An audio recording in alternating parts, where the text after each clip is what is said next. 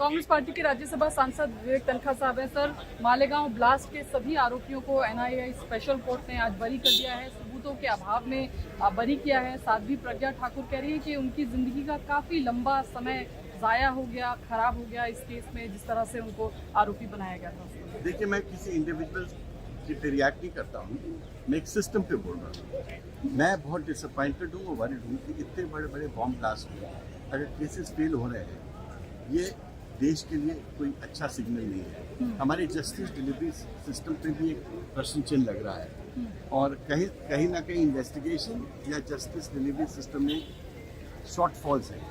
क्या शॉर्टफॉल्स हैं मुझे नहीं मालूम, मैंने ना तो जजमेंट का अध्ययन किया है ना साक्ष्य का अध्ययन किया है, बट मैं करना चाहूँगा और इसको हम लोग पता चलाना चाहेंगे कि ऐसा क्यों हुआ, क्योंकि ये एक प्रकार से देश के लिए, देश के सिस्टम को भी कलंकित करता है।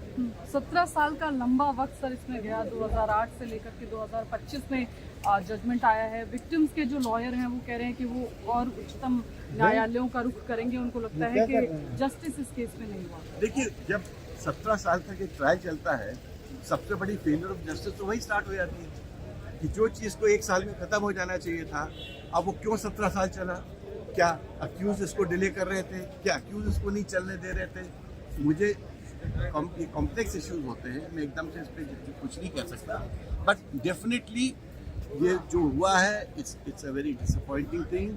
जस्टिस डिलीवरी सिस्टम का ये फेलियर है। बीजेपी के लोग ये भी कह रहे हैं कि हिंदू आतंकवाद या भगवा आतंकवाद का जो कॉइन गढ़ा गया था यूपीए के दौरान, वो भी आज ध्वस्त हो गया, जिस तरह से सभी आरोपियों को बरी किया। बीजेपी तो ये कहेगी क्योंकि वो चाहते थे कि ये केस पे सब बरी हो जाए, तो मुझे नहीं मालूम कि इसमें बीजेपी के प्रोसिक्यूशन का रोल कितना है, कि क्या उन्होंने केस अच्छे से लड़ा, क्या सबूत पेश किए गए, नहीं पेश किए।